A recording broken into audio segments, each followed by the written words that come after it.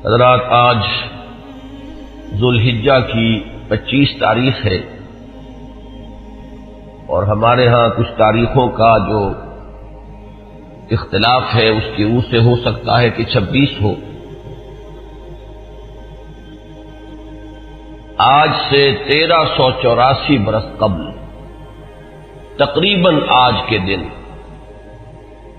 حضرت عمر فاروق رضی اللہ تعالی عنہ پر قاتلانہ حملہ ہوا تھا، اس لیے کہ بعض روایات میں 26 ذی الحجہ کا تعین ہوا ہے اور بعض میں الفاظ یہ آئے ہیں کہ ذوالحجہ کے 4 دن باقی تھے جس دن کے حضرت عمر رضی اللہ تعالی عنہ پر یہ قاتلانہ حملہ ہوا۔ حج سے واپسی کو ابھی چند ہی دن ہوئے تھے اور اسی سفر حج کے دوران حضرت عمر رضی اللہ تعالی عنہ نے ایک موقع پر زمین پر لیٹ کر اور ہاتھ آسمان کی طرف پھیلا کر اللہ سے دعا کی تھی کہ پروردگار،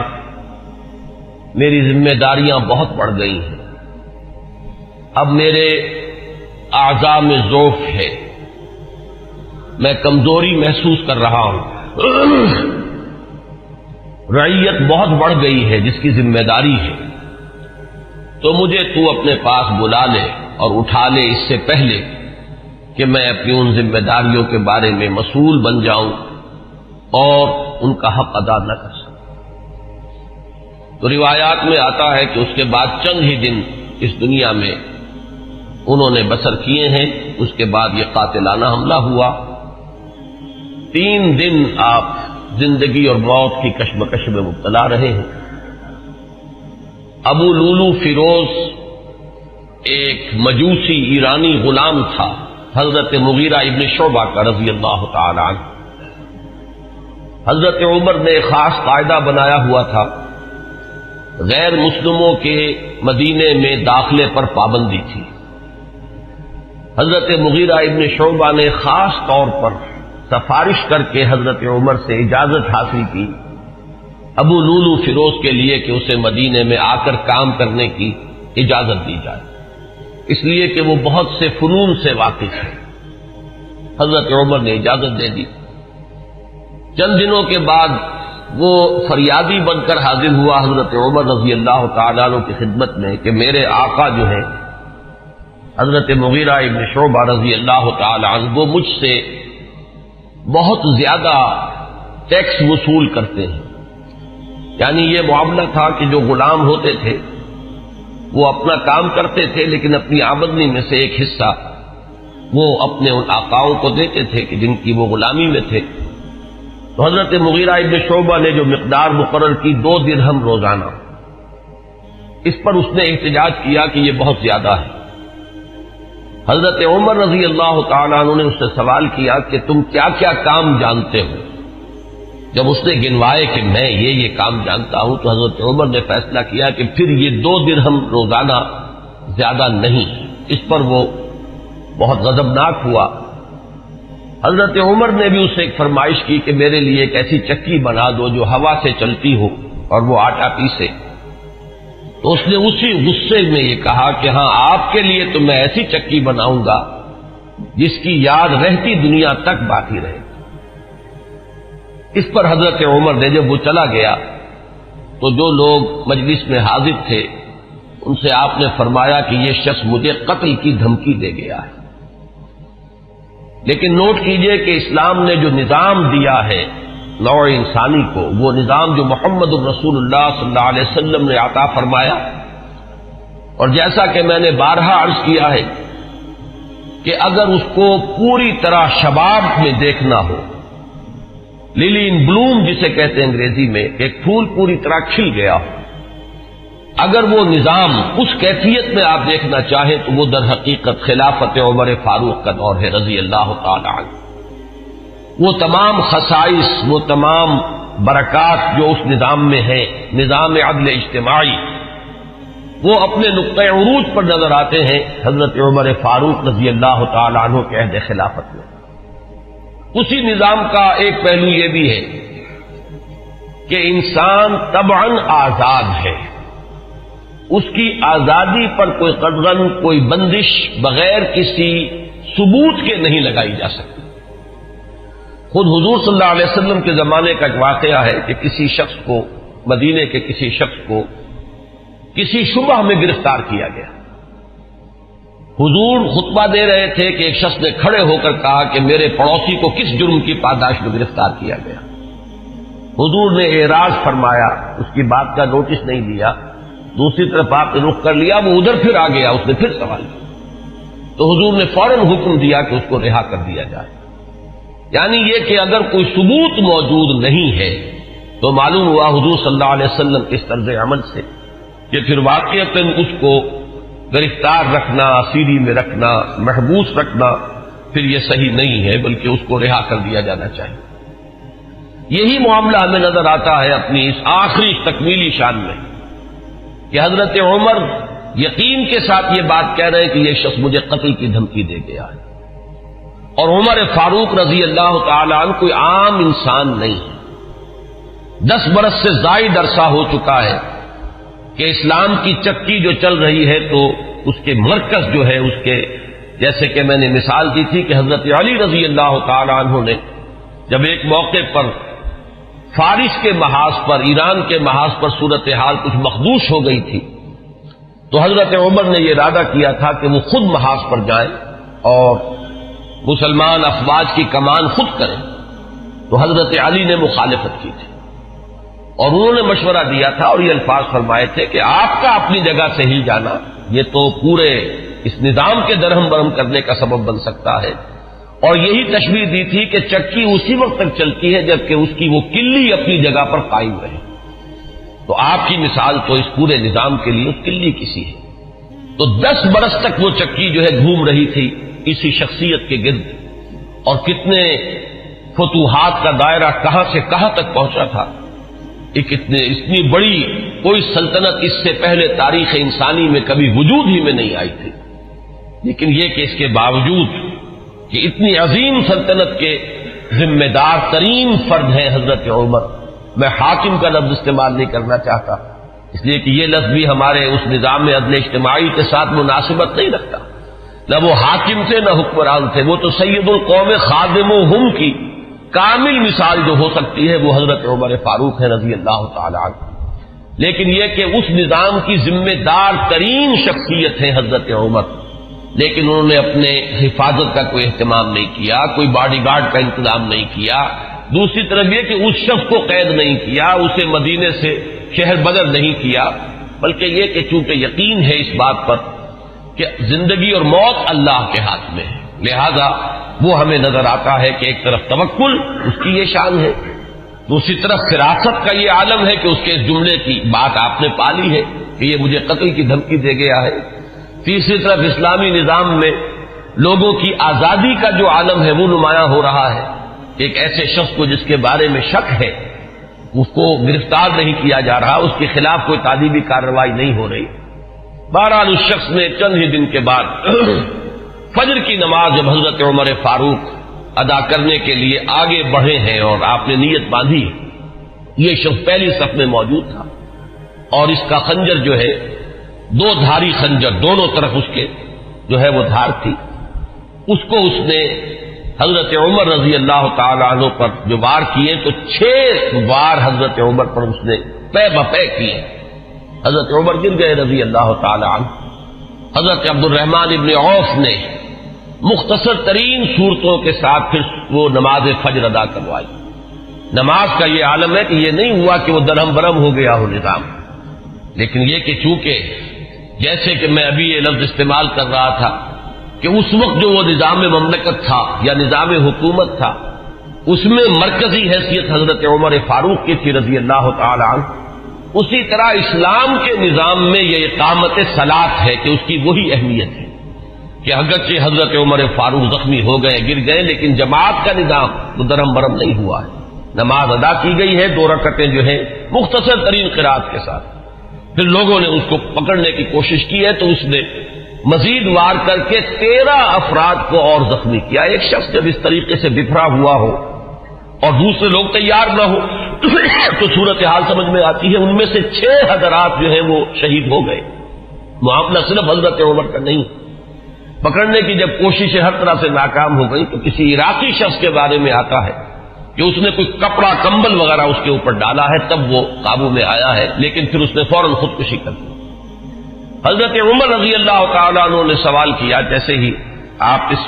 قابل ہوئے کہ سوال کر سکیں کہ میرا قاتل کون ہے،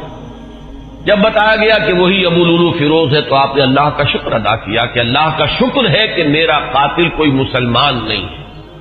یعنی جو بات کے 12-13 برس بعد ہونے والی تھی۔ حضرت عثمان رضی اللہ تعالیٰ عنہ کے قاتلین وہ جو بھی آپ انہیں کہیں نام نہاد مسلمان تھے، کلمہ گو تھے، وہ محمد الرسول اللہ صلی اللہ علیہ وسلم کا کلمہ پڑھنے والے تھے، کلمہ شہادت کو انہوں نے اپنے لیے ڈھال بنایا تھا۔ اس سے جو فتنہ شروع ہوا ہے جس کو میں اس سے پہلے بیان کر چکا ہوں کہ الفتنۃ الکبریٰ، سب سے بڑا فتنہ جو ہے وہ حضرت عثمان رضی اللہ تعالیٰ عنہ کی شہادت سے شروع ہوا ہے۔ اس سے پہلے یہ معاملہ اگرچہ حادثۃ الکبریٰ تو اسے آپ کہہ سکتے ہیں، بہت بڑا حادثہ ہے، لیکن یہ ہے کہ اس سے کسی فتنے کا آغاز نہیں ہوا، بلکہ یہ کہ اس کے بعد بھی وہ چکی اسی طرح چلتی رہی۔ کم و بیش 10 برس ہے حضرت عثمان رضی اللہ تعالیٰ عنہ قید خلافت کے کہ وہ بھی اسی شان کے حامل ہے، وہی یکجہتی ہے، وہی امن و امان ہے، اسی طرح فتوحات کا سلسلہ جاری ہے، انقلاب محمدی علی صاحب الصلاۃ والسلام کا سیلاب جو ہے وہ بڑھ رہا ہے اسی شان سے، جو میں نے بارہا آپ کو سنایا ہے اقبال کا یہ مصرع کہ تھمتا نہ تھا کسی سے سیل رواں ہمارا، تو کم و بیش 10 برس اس کے بعد یہ کیفیت طاری رہی ہے، تو اس سے کسی بڑے فتنے کا آغاز نہیں ہوا۔ حضرت عمر رضی اللہ تعالیٰ عنہ پر یہ قاتلانہ حملہ ہوا ہے 26 یا یہ کہ 25، 26، 27 ان میں سے کوئی تاریخ ہوگی، 4 دن بقایا تھے۔ اب اگر 30 کا مہینہ ہو تو اس کی تاریخ اور بن جائے گی، 29 کا ہو تو کچھ بدل جائے گی، تقریباً وہ آج کا دن ہی پڑتا ہے، اور یہ ہے سن 23 ہجری۔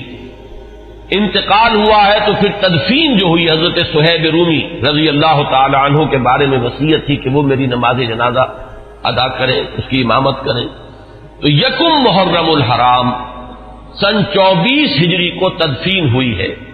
تدفین کا یہ واقعہ بھی بڑا اہم ہے، اور آپ سب حضرات کے علم میں ہوگا کہ حضرت عمر نے اپنے صاحبزادے عبداللہ ابن عمر رضی اللہ تعالی عنہما کو بھیجا حضرت عائشہ کی خدمت میں کہ میری بڑی خواہش ہے کہ آپ کے حجرے میں میں دفن ہو جاؤں جہاں محمد الرسول اللہ صلی اللہ علیہ وسلم اور حضرت ابوبکر صدیق رضی اللہ تعالی عنہ مدفون تھے۔ حضرت عائشہ نے فرمایا، اور اس سے جو مقام ان کی نگاہ میں تھا حضرت عمر کا وہ بھی ظاہر ہوتا ہے کہ کس طرح انہوں نے اِثار کیا ہے، کس قدر ان کے لیے یہ مرحلہ کٹھن ہوگا فیصلے کا کہ اس حجرے میں صرف ایک قبر کی جگہ اور تھی۔ حضرت عائشہ نے فرمایا ام المومنین رضی اللہ تعالی عنہا کہ یہ جگہ میں نے اپنے لیے مخصوص کی ہوئی تھی، میں چاہتی تھی کہ میں خود یہاں دفن ہوں، اور اس میں کوئی حرج نہیں تھا، اس لیے کہ حضور دفن تھے وہاں، وہ آپ کے شوہر تھے، حضرت ابوبکر دفن تھے، وہ ان کے والد تھے،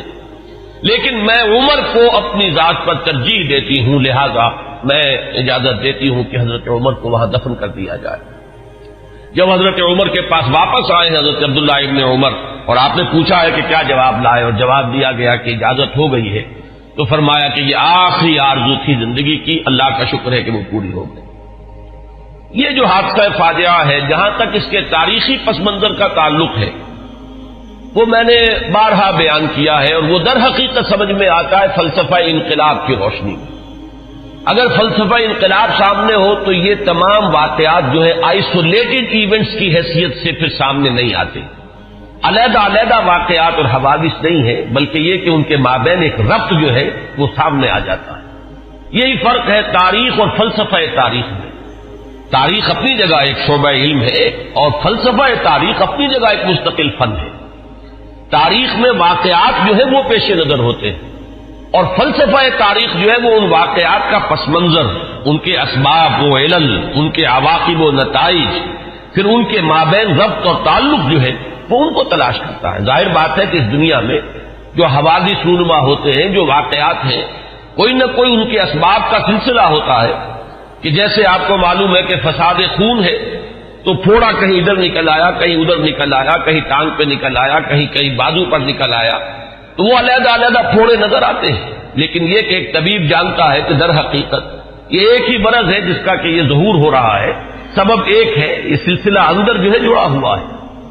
تو فلسفہ انقلاب کے حوالے سے جو باتیں میں بارہا عرض کر چکا ہوں، میرا اصل میں آج کا اصل موضوع وہ نہیں ہے۔ میں آج تو اذکار فاروقی رضی اللہ تعالی عنہ، حضرت عمر کی سیرت کے بعض پہلو اور ان کی عظمت کا کچھ بیان کرنا چاہتا ہوں، اور اس کے لیے بھی آج کی میری تقریر جو ہے بالکل مختلف ہوگی کہ میں باضابطہ یہ کتاب لے کر آیا ہوں تاریخ الخلفاء سیوطی کی رحمہ اللہ، اور اس سے میں کچھ احادیث، کچھ روایات پڑھ کر سنانا چاہتا ہوں، تاکہ صرف وہ ایک ہوائی قسم کی بات نہ ہو کہ جس کے بارے میں یہ گمان کیا جائے کہ یہ کسی خطیب کی خطابت ہے یا کوئی لفاظی ہے، بلکہ الفاظ سامنے آئے جو محمد الرسول اللہ صلی اللہ علیہ وسلم نے فرمائے یا جو اور دوسرے صحابہ کرام نے حضرت عمر کی شان میں بیان کیے ہیں۔ تو میں باضابطہ آج وہ عبارتیں آپ کو پڑھ کر سناؤں گا، لیکن اس وقت میں چند منٹوں میں دہرا دیتا ہوں کہ وہ فلسفہ انقلاب کے حوالے سے بات کیا ہے کہ وہ اگر سامنے ہو تو یہ تمام واقعات جو ہیں بالکل ایک سلسلے کی کڑیاں نظر آئیں۔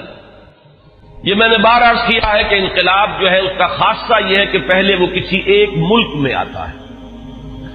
اور ایک بڑی جان گسل ایک جد و جہد ہے، اور بڑی طویل ایک جد و جہد ہے جس کے بعد انقلاب آتا ہے۔ اس لیے کہ انقلاب کے معنی چہروں یا ہاتھوں کا بدلنا نہیں ہے، بلکہ نظام کا بدلنا ہے۔ نظام جب بدلتا ہے تو جو سابق نظام کے اندر جن لوگوں کے مفادات وابستہ ہوتے ہیں، جن کا ویسٹڈ انٹرسٹ ہوتا ہے، وہ کبھی یہ برداشت نہیں کرتے ایک طبقے کی حیثیت سے کہ ان کے مفادات پر کوئی زد بڑھے۔ وہ اسٹیٹس کو چاہتے ہیں کہ جیسا ہے ویسا رہے، اس میں کوئی تبدیلی بنیادی طور پر اس نظام میں نہ آئے۔ یہ تو ہو جائے کوئی حرج نہیں کہ ایک چچا نہیں تو بھتیجا آ جائے، بھتیجا نہیں تو چچا آ جائے، ایک بھائی نہیں دوسرا بھائی برسر اقتدار آ جائے، ایک جاگیردار نہیں دوسرا جاگیردار آ جائے، بہرحال وہ اپنا ہی بھائی بند ہے، وہ جاگیرداروں کے مفادات ہی کو پیش نظر رکھے گا۔ ایک سرمایہ دار نہیں دوسرا سرمایہ دار آ جائے تو یہ تو ہو جائے کوئی حرج نہیں کہ گاؤں رفت اور خر آمد یا خر رفت و گاؤں آمد، اس میں کوئی حرج نہیں، لیکن کوئی بنیادی تبدیلی نہ ہو۔ انقلاب بنیادی طور پر نظام کو بدلتا ہے، لہذا بڑی زبردست جد و جہد اور کشمکش کے بعد یہ انقلاب دنیا میں آتا ہے۔ اس کے 6 مراحل میں نے بارہا بیان کیے۔ آخری چیز جو ہوتی ہے وہ یہ ہے کہ جب مخالف انقلاب قوتیں یہ دیکھتی ہیں کہ اب ہمارا بس نہیں چل رہا، یہ انقلاب تو اب جیسے آپ آج کل ایک الفاظ عوامی نعرے کے طور پر سنتے ہیں کہ آوے ہی آوے، کہ اب تو نظر آ رہا ہے کہ انقلاب تو آئے گا، اس کا کوئی راستہ روکنے والا نہیں ہے، تو آخری حربہ ان کا یہ ہوتا ہے کہ اس وقت وہ کونوں کھدروں میں دبک جاتے ہیں اور منتظر رہتے ہیں کہ پھر کبھی کوئی موقع آئے، کوئی بہت ہی مناسب موقع، کوئی اپارچن مومنٹ کہ اس پر پھر ہم ضرب کاری دوبارہ لگائیں۔ اس وقت دبک جاؤ، اس وقت جو ہے اپنے سر نیچے کر لو۔ اس کو کہتے ہیں کاؤنٹر ریولیوشنری موومنٹ۔ تو حضور صلی اللہ علیہ وسلم کی 20 سالہ جد و جہد کے نتیجے میں جب عرب میں انقلاب کی تکمیل ہو گئی تو مخالف انقلاب قوتوں نے بھی اس وقت جو ہے گردن جھکا دی۔ وہ منتظر تھے کہ پھر کوئی موقع آئے تو ہم کھڑے ہو جائیں اور پھر اس انقلاب کو ناکام کریں۔ یہ در حقیقت ہوا ہے پھر سیرت خلافت ابوبکر صدیق رضی اللہ تعالیٰ عنہ کے زمانے میں۔ حضور کا انتقال ہوا، مسلمانوں کے دل زخمی تھے، مسلمانوں کا مورال ظاہر بات ہے، اس کا آپ تصور کیجئے کتنا جو ہے اس وقت مجروح ہو چکا تھا۔ اس وقت پھر یہ قوتیں ابھری ہیں، ایک طرف تو نئے مدعیان نبوت کھڑے ہو گئے اسلام کی بیخنی کے لیے، دوسری طرف زکوٰۃ کے مانعین منکرین زکوٰۃ کا مطلب یہ نہیں ہے کہ انہوں نے زکوٰۃ کا انکار کیا تھا، صرف یہ کہتے تھے کہ ہم حکومت کو ادا نہیں کریں گے، اپنے طور پر کریں گے۔ یہ دو قوتیں جو ابھری ہیں دونوں کی دونوں اندرون ملک عرب سے ابھری ہیں، کوئی باہر کی قوت اس میں نہیں تھی بلکہ اندرون ملک عرب، کیونکہ ابھی تک انقلاب کی تکمیل بھی تو عرب ہی کی حد تک ہوئی تھی، تو جو مخالف انقلاب قوتیں وہ بھی وہیں سے ابھری۔ حضرت ابوبکر صدیق رضی اللہ تعالیٰ عنہ کے مناقب کا یہ بہت اہم باب ہے کہ ایک آئرن ول کے ساتھ، ایک آہنی عظیمت کے ساتھ، بلکہ یوں کہیے کہ کوہ ہمالیہ جیسی عظیمت کے ساتھ انہوں نے مقابلہ کیا اور ان تمام مخالف انقلاب تحریکوں کو اور قوتوں کو کچل کر اور پھر انہوں نے ذمہ داری جو ہے سنبھالی حضرت عمر فاروق کو، اور بہت جلد وہ تو اللہ تعالیٰ کے حضور میں اور محمد الرسول اللہ صلی اللہ علیہ وسلم کی رفاقت کے لیے وہ آخرت میں روانہ ہو گئے۔ اب جو دور آیا ہے جس کا آغاز حضرت ابو بکر کے زمانے میں ہوا تھا، ویسے تو یہ کہ غزوہ تبوک اور غزوہ موتا حضور کی حیات طیبہ میں ہوئے ہیں، لیکن ابھی تک کوئی فتوحات کا دائرہ جو ہے حضور کے زمانے میں نہیں تھا۔ حضرت ابو بکر کے زمانے میں فتوحات کا معاملہ شروع ہوا، شام میں پیش قدمی ہوئی، کچھ عراق کے اندر بھی پیش قدمی ہوئی۔ یہ شام عرب، عراق عرب، اصل میں یہ عرب ہی کے ملک کے حصے ہیں جن پر کے چونکہ زرخیز علاقے تھے تو اس وقت کی دو سپر پاورز نے قبضہ کیا ہوا تھا۔ شام عرب پر قبضہ تھا سلطنت روما کا، اور عراق عرب پر قبضہ تھا سلطنت فارس کا، تو اصل میں تو یہ عرب علاقے تھے۔ بہرحال حضرت ابوبکر صدیق کے زمانے میں فتوحات ہوئی، کچھ شام میں کچھ عراق میں۔ پھر اصل جو فتوحات کا سیلاب تھا وہ حضرت عمر کے زمانے میں آگے آیا ہے، اور اس میں آپ کو معلوم ہے پورا شام فتح ہوا، پورا ایران فتح ہوا، اور کہاں سے کہاں تک حدود پہنچ گئے۔ اب جو مخالف انقلاب قوتیں ابھری ہیں، ظاہر بات ہے کہ وہ اب بیرون سے تھیں۔ ایک اندرون سے سازش، یہودی سازش عبداللہ ابن سبا کی، اور دوسری طرف یہ کہ عجمی انتقام، اس لیے کہ جہاں تک تعلق ہے سلطنت روما کا، ایک تو یہ کہ وہ بالکل ختم نہیں ہوئی تھی، ابھی اس کے شمالی افریقہ کے مقبوضات بھی بقایا تھے، ابھی اس کے پاس جس کو آپ ایشیا مائنر کہتے ہیں، ایشیائی کوچک، وہ بھی باقی تھا، اس کے اور یورپین مقبوضات بھی ابھی باقی تھے، تو وہ بالکل ختم نہیں ہوئی تھی۔ صرف یہ ہے کہ یوں سمجھیے کہ ایک ٹانگ اس کی ٹوٹ گئی تھی کہ ویسٹ ایشیا سے تقریباً اسے بے دخل کر دیا گیا، جبکہ سلطنت ایران کا معاملہ یہ کہ وہ تو بالکل ختم ہو گئی، اس کی دھجیاں اڑ گئیں، اس کا کوئی وجود نہیں رہا۔ وہ جو سلسلہ چلا آ رہا تھا ان کے ہاں ایک شہنشاہی سلسلہ، وہ ختم ہو کر رہ گیا۔ اس اعتبار سے جو اصل رد عمل ہوا ہے اس مرحلے پر وہ ایران کی طرف سے ہوا ہے۔ ایرانی ویسے بھی شاہ پرست اور نسل پرست لوگ ہیں، ان کے اندر اپنی نسل کی برتری کا اور عربوں کی تحقیر کا جذبہ جو ہے یہ ہمیشہ سے پایا جاتا ہے کہ عربوں کو وہ کچھ تسلیم کرنے کو تیار ہی نہیں تھے۔ اب جب حضرت عمر کے ہاتھوں یہ معاملہ ہوا اور سلطنت کسریٰ جو ہے پارا پارا ہو گئی اور اس کا سلسلہ ختم ہو گیا،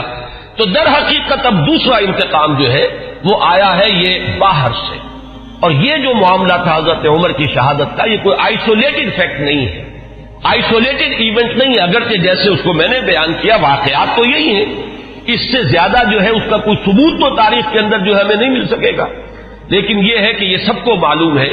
کہ جو گورنر تھا ایک ایرانی وہ اس کی پشت پر تھا،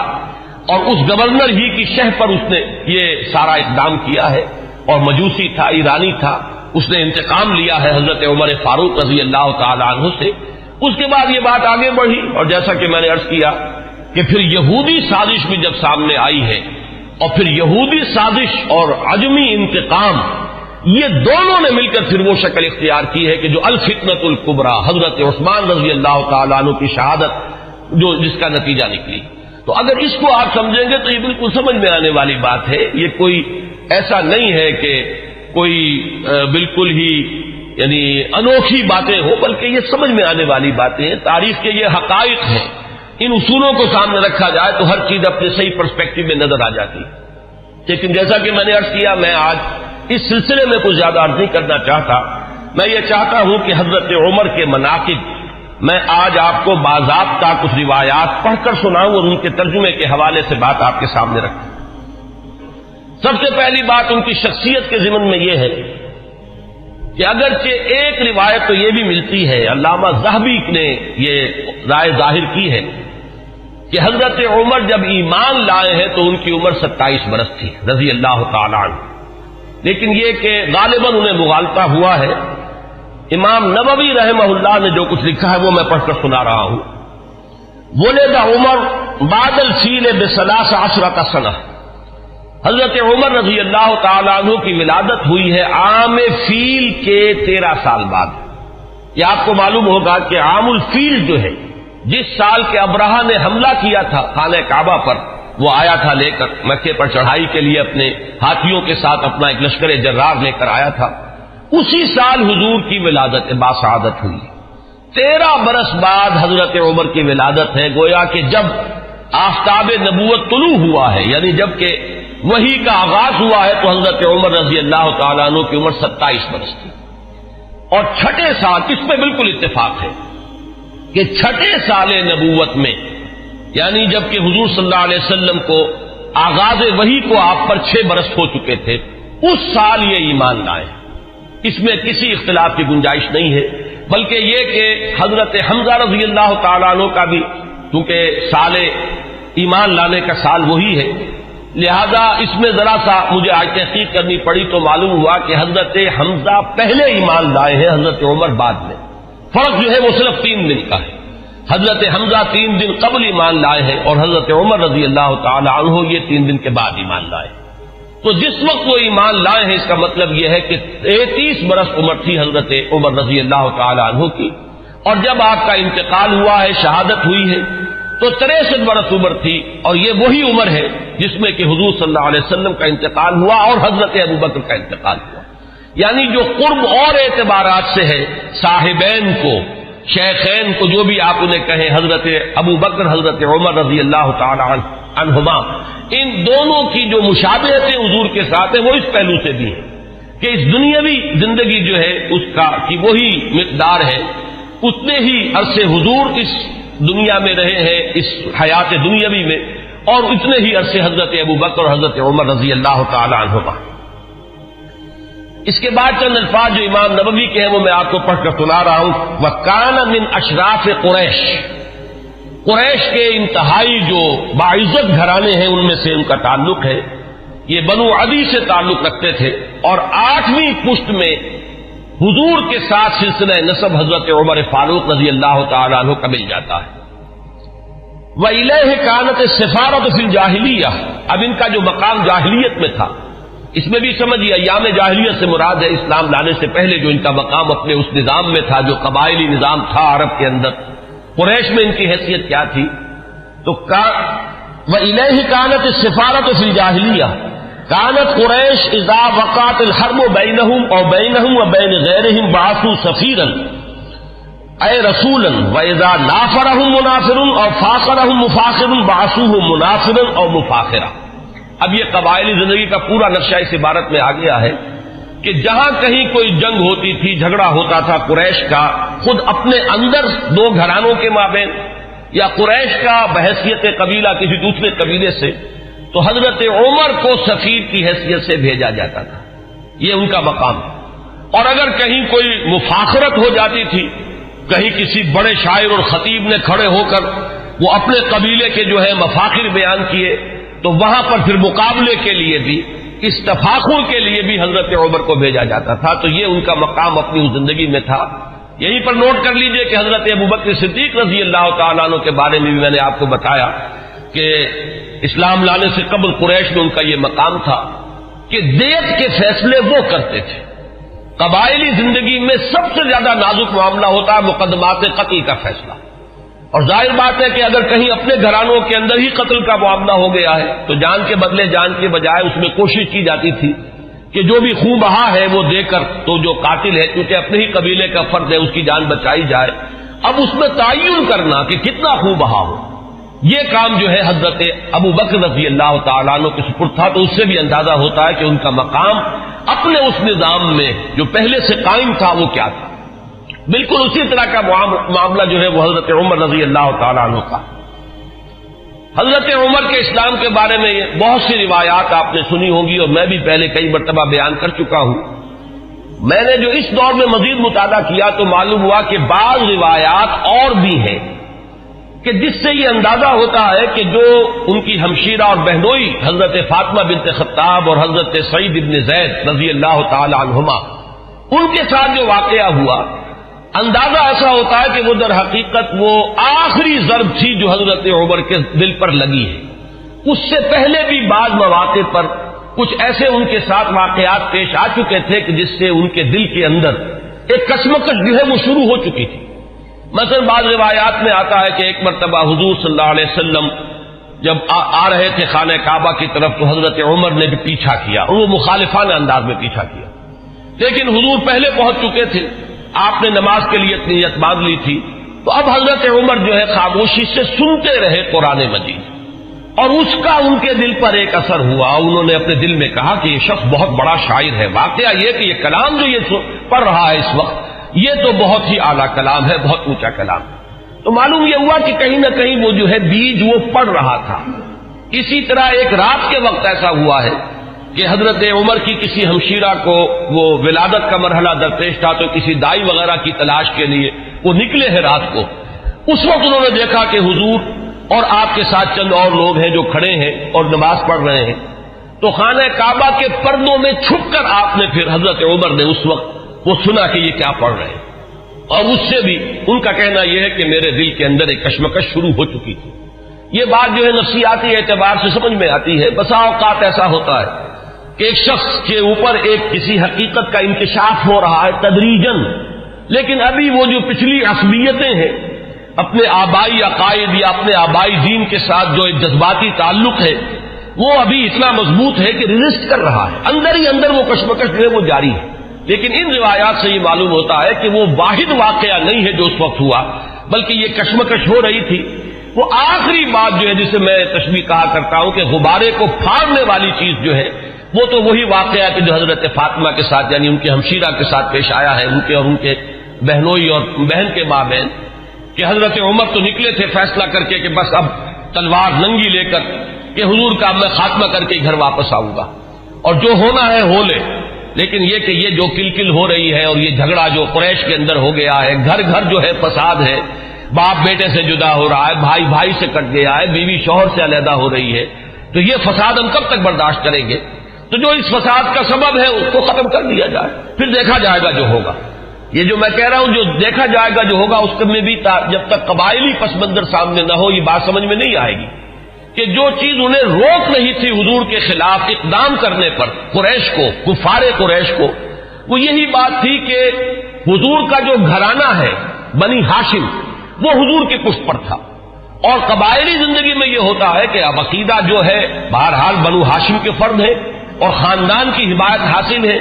اگر حضور کے خلاف کوئی اقدام کرتے تو بنو ہاشم ان کی مدافعت میں اور ان کے ساتھ جو ہے میدان میں آ جائیں گے. نتیجہ یہ نکلے گا کہ قریش کے دو گھرانے آپس میں ٹکرا جائیں گے, یا قریش کے مابین جو ہے ان کے اپنے اندر جو ہے ایک کشمکش شروع ہو جائے گی. اور یہ چیز جو ہے جیسے کہ ایک عام محاورہ بھی ہے کہ house divided amongst itself can not stand. تو ہمیں جو مقام حاصل ہے پورے عرب میں, جو سیادت اور قیادت اور چودراہٹ ہماری چل رہی ہے, اگر ہم آپس میں لڑ پڑے تو پھر وہ ہماری قیادت اور سیادت جو ہے چودراہٹ وہ ختم ہو جائے گی. یہ روک تھا قریش, جو کفار قریش ہے ان کے راستے میں یہ رکاوٹ تھی کہ حضور کے خلاف کوئی اقدام نہیں کر رہے. بالآخر حضرت عمر نے طے کیا اب جو ہو سو ہو, اب تو میں یہ کام کر کے رہوں گا. اس وقت وہ چلے ہیں, لیکن یہ کہ درمیان میں بعض روایات میں نام آتا حضرت حذیفہ رضی اللہ تعالی عنہ, اور غالباً یہ ابو سفیان کے بیٹے ہیں جو ایمان لا چکے تھے. حضرت عمر کو معلوم نہیں تھا. انہوں نے جب دیکھا کہ تیور جو ہے بہت ہی اس وقت عمر کے بدلے ہوئے ہیں, پوچھا کیا معاملہ ہے؟ کہ میں جا رہا ہوں کہ آج تو بس فیصلہ چکا کے آؤں گا اور محمد کو میں قتل کر دوں گا صلی اللہ علیہ وسلم. انہوں نے بڑی حکمت سے کام لے کر رخ موڑ دیا کہ تم پہلے اپنے گھر کی خبر تو لو, تمہاری بہن اور تمہارے بہنوں ہی مان لا چکے. اب جو جلال کا عالم ہوا ہوگا عمر کا رضی اللہ تعالی عنہ, اس کا آپ اندازہ کیجئے جس قدر غضبناک ہو کر وہ گئے ہیں. اور دروازہ جو ہے وہ دھڑدھڑایا تو وہ اندر اس وقت جو ہے حضرت خباب بن الارت آئے ہوئے تھے رضی اللہ تعالی عنہ, اور وہ انہیں سورہ طٰہٰ ابھی نازل ہوئی تھی تو میاں بیوی جو ہے حضرت سعید بن زید اور فاطمہ بنت خطاب جو ان کی زوجہ ہے حضرت سعید کی, انہیں وہ سورہ طٰہٰ پڑھا رہے تھے. تو اسی میں یہ پہنچ گیا, اندازہ ہو گیا عمر ہے. تو انہوں نے چھپایا حضرت خباب کو تو کہ ان کے تو آتے ہی شاید تھر ہی قلم کر دے, میں تو پھر بھی بہن ہوں اور یہ شوہر جو ہے نہ صرف یہ کہ بہنوئی ہے بلکہ چچا زاد بھائی ہے. اس لیے کہ حضرت عمر کے والد خطاب اور دادا نفیل ہی کے بیٹے تھے حضرت زید. میں حضرت اس لیے کہہ رہا ہوں اگرچہ وہ حضور پر وحی کے آغاز سے پہلے جو ہے ان کا انتقال ہو گیا, لیکن موحد کامل تھے وہ, اور ان کے بیٹے حضرت سعید. تو یہ چچا زاد بھائی ہیں آپس میں, تو چچا زاد بھائی بھی ہے بہنوئی بھی ہے, تو کچھ نہ کچھ پاس تو کرے گا. لیکن یہ کہ خباب بن الارت رضی اللہ تعالی عنہ اس کا تو جو ہے سر قلم کر دیتے حضرت عمر. لیکن یہ کہ بہرحال اس کے بعد جو واقعہ وہ آپ نے اکثر نے سنا ہوگا, مارنا شروع کیا, بہنوئی کو مارا, لہو لہان کر دیا. بہن آئی ہے درمیان میں, اس کے ایک تھپڑ زور کا مارا ہے کہ پورا چہرہ جو ہے وہ خون سے آلودہ ہو گیا. اس حالت میں انہوں نے پھر جو ایک عزیمت کا اظہار کیا ہے کہ عمر چاہے تم ہمیں جان سے مار دو، لیکن یہ کہ اب یہ دین جو ہم نے اختیار کیا ہے، جس حق کا دامن ہم نے تھاما ہے، اب ہم اسے اپنے ہاتھ سے دینے کے لیے تیار نہیں. اس وقت اصل میں وہ آخری ضرب جس کو میں کہتا ہوں، وہ آخری ضرب اس وقت لگی ہے حضرت عمر کے دل پر، اور انہوں نے پھر یہ پوچھا کہ کیا پڑھ رہے تھے، مجھے بتاؤ تم وہ کلام کون سا ہے. اب حضرت فاطمہ کی جرأت دیکھیے رضی اللہ تعالی عنہ، ان کا کہ نہیں تم نجس ہو، مشرک ہو، پہلے تم پاک ہو تب. لا یمسہ الا المطہرون، ان روایات میں یہ الفاظ آئے ہیں کہ استدلال کیا ہے اسی آیت سے حضرت فاطمہ نے کہ یہ کلام وہ کلام ہے سورہ واقعہ میں جو آیات آئی ہیں کہ انہ لقرآن کریم فی کتاب مکنون لا یمسہ الا المطہرون، اسے ہاتھ نہیں لگا سکتے. تو وہ صحیفے تھے اور آگ سے تھے کچھ جن پر لکھی ہوئی تھی سورہ طٰہٰ. انہوں نے غسل کیا اور پھر وہ جیسے جیسے پڑھتے گئے معلوم ہوا کہ وہ حجابات جو رہے سہے تھے وہ بھی اترتے چلے گئے، تانا بانا جو ہے دل دھلتا چلا گیا. اور وہ پھر اس کے بعد حاضر ہوئے ہیں تو دروازے پر بیت ارقم میں جہاں حضور اس وقت مقیم تھے، دروازے پر حضرت حمزہ کا نام بھی آتا ہے کہ حضرت حمزہ بھی وہاں پہرے پر تھے جبکہ حضرت عمر پہنچے ہیں. لیکن یہ کہ پھر وہ ایمان لائے. تو یہ واقعہ جو ہے اور حضرت عمر کے مزاج کے بارے میں، یہ صدیقین اور شہداء اور ان کے خاص مزاج، یہ میں تفصیلاً پہلے بیان کر چکا ہوں، اس لیے اسے نہیں دہرا رہا.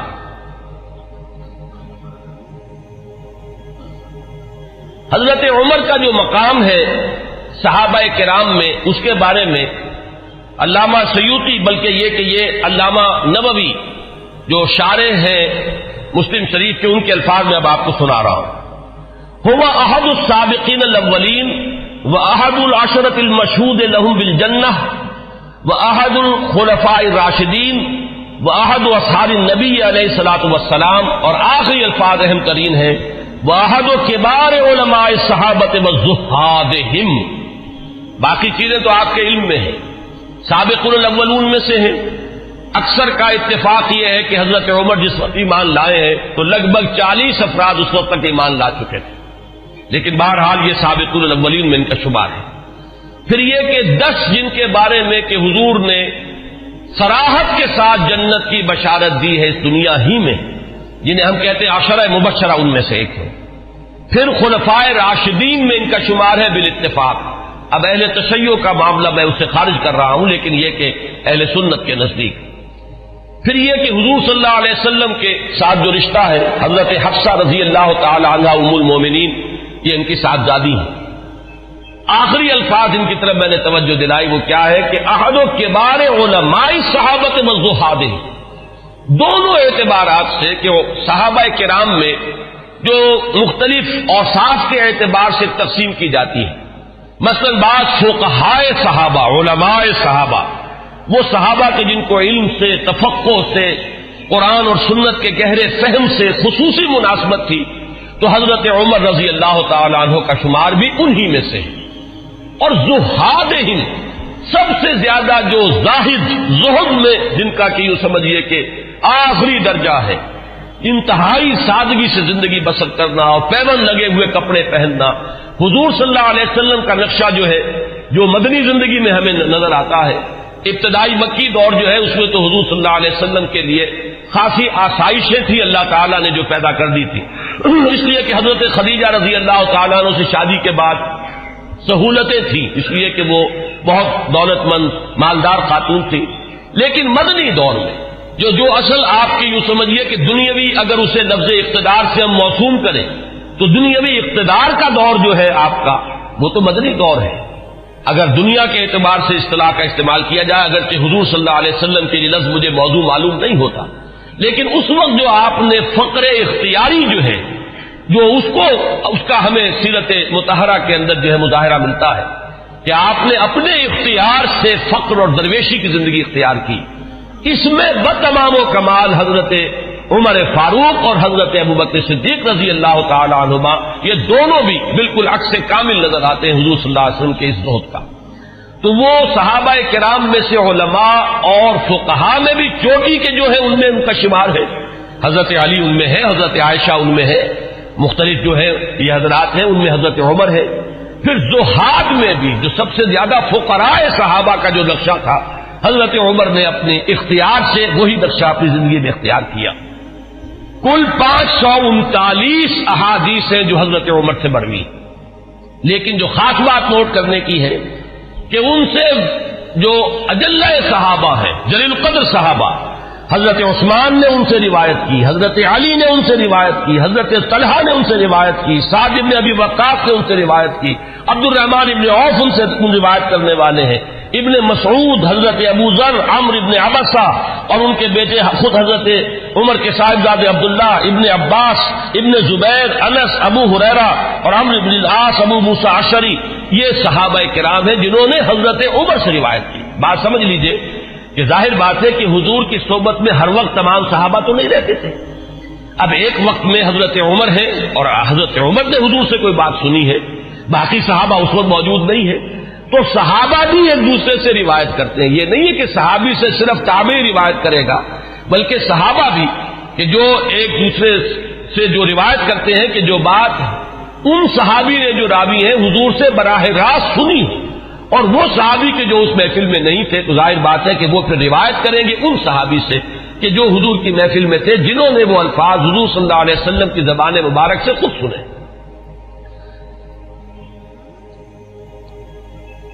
دو روایات اب میں آپ کو سنا رہا ہوں حضرت عمر کے اسلام کے ضمن میں جو حضور کی دعا منقول ہے۔ ایک دعا جو ہے اس میں مشہور ہے، عام طور پر حضرت عمر کے موضوع پر، سیرت کے موضوع پر جو تقریریں آپ نے سنی ہوں گی ان میں آپ کی سننے میں آئی ہوگی، ایک دوسری ہے وہ بھی میں چاہتا ہوں کہ آج آپ سن لیں۔ پہلی روایت امام ترمذی رحمۃ اللہ علیہ لائے ہے اور اس کے راوی حضرت عبداللہ ابن عمر ہے رضی اللہ تعالی عنہما، ان النبی علیہ الصلوۃ والسلام قال،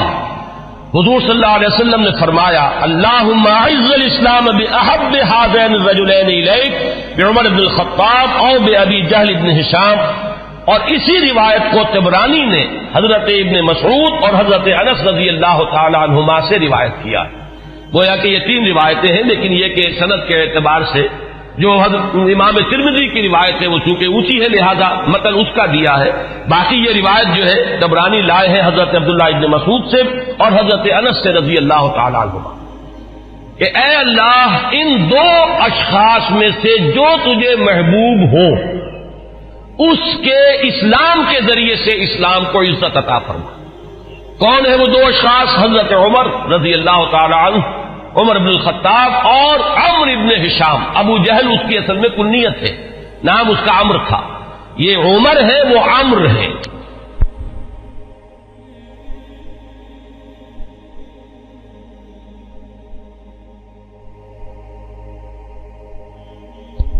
عمرو بن العاص،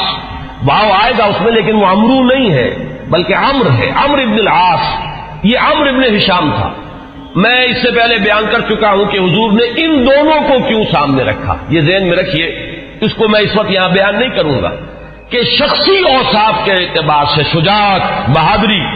جس چیز کو تسلیم کر لے پھر اس کے لیے گردن کٹوانے کے لیے تیار ہو جانا۔ ایک وہ لوگ ہوتے ہیں جو حقیقت کو تسلیم بھی کر لیتے ہیں لیکن یہ کہ پھر بھی وہ آگے نہیں بڑھتے، پیچھے ہی رہتے، بچ بچ کر چلتے ہیں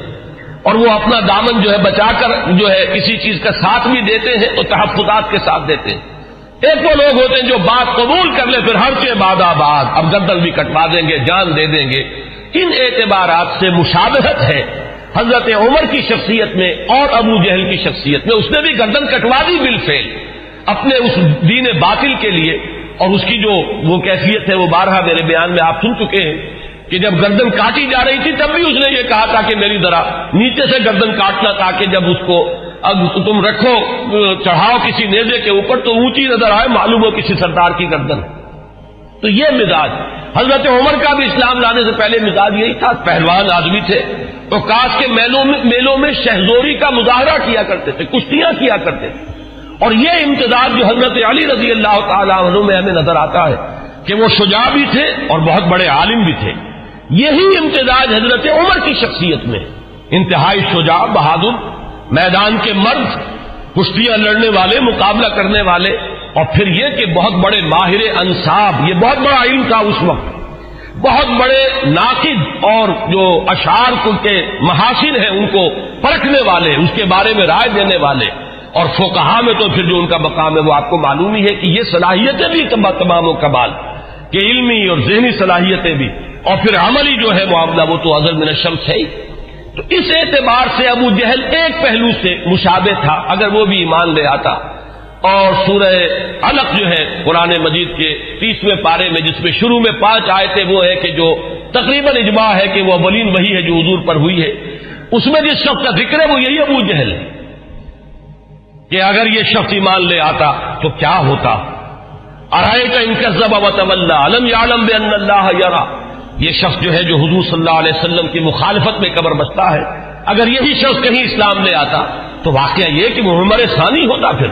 حضرت عمر رضی اللہ تعالیٰ عنہ کے انداز کی اس کی شخصیت بھی ہوتی۔ تو یہ روایت جو ہے یہ تو بارہا آپ نے سنی ہوگی۔ اب ایک اور روایت میں آپ کو سنا رہا ہوں، اس کو امام حاکم نے حضرت عبداللہ ابن عباس رضی اللہ تعالیٰ عنہما سے روایت کیا ہے، اور اس کو امام طبرانی بھی لائے ہیں اپنی اوسط میں، تو وہ لائے ہیں حضرت ابو بکر سے روایت کر کے، اور اپنی کبیر جو ہے معجم الکبیر اس میں یہ حدیث ثوبان کی حیثیت سے آئی ہے۔ اس کے الفاظ سنیے، عن ابن عباس رضی اللہ تعالی عنہما ان النبی صلی اللہ علیہ وسلم قال اللہم اعز الاسلام بعمر بن الخطاب خاصتا۔ اس روایت میں ابو جہل کا نام نہیں ہے، بلکہ خاص طور پر گویا کہ حضرت عمر ہی کے لیے حضور صلی اللہ علیہ وسلم دعا فرمائی اور اللہ تعالیٰ نے قبول فرمائی۔ اسی لیے ہمارے ہاں علماء حضرت عمر کے لیے لفظ استعمال کیا کرتے مراد رسول،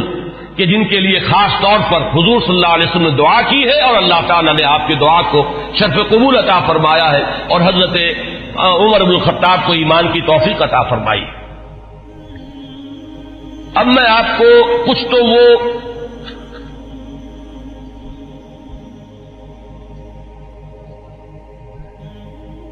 اس سے پہلے کہ میں